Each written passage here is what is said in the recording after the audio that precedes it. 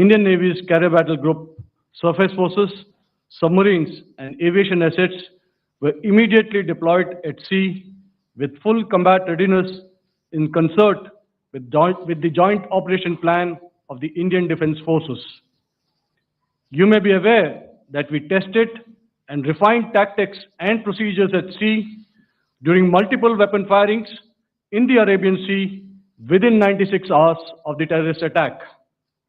The aim was to revalidate our crew, armament, equipment, and platform readiness to deliver various ordnance on selected targets precisely. Thereafter, our forces remained forward deployed in the Northern Arabian Sea in a dissuasive and deterrent posture with full readiness and capacity to strike select targets at sea and on land, including Karachi at time of our choosing. The forward deployment of the Indian Navy compelled Pakistani naval and air units to be in a defensive posture, mostly inside harbors or very close to the coast, which we monitored continuously.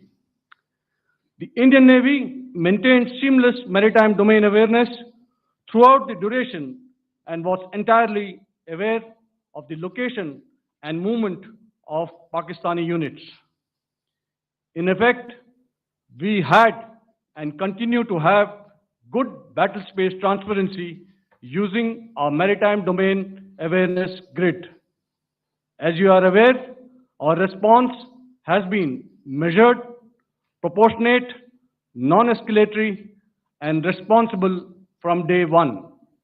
Accordingly, the calibrated approach considered all options, including the ability of the Indian Navy for offensive action from and at sea.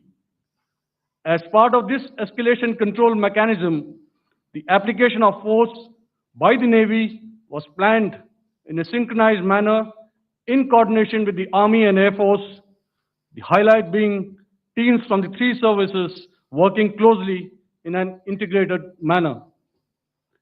Along with the kinetic actions by the Indian Army and Indian Air Force, the overwhelming operational edge of Indian Navy at sea contributed towards Pakistan's urgent request for a ceasefire yesterday. As we speak, Indian Navy remains deployed at sea in a credible deterrent posture to respond decisively to any inimical action by Pakistan or Pakistan-based terrorists. Thank you. Samno Varna, Jai Hind. Now I'll hand over to Director General Military Operations for further proceedings.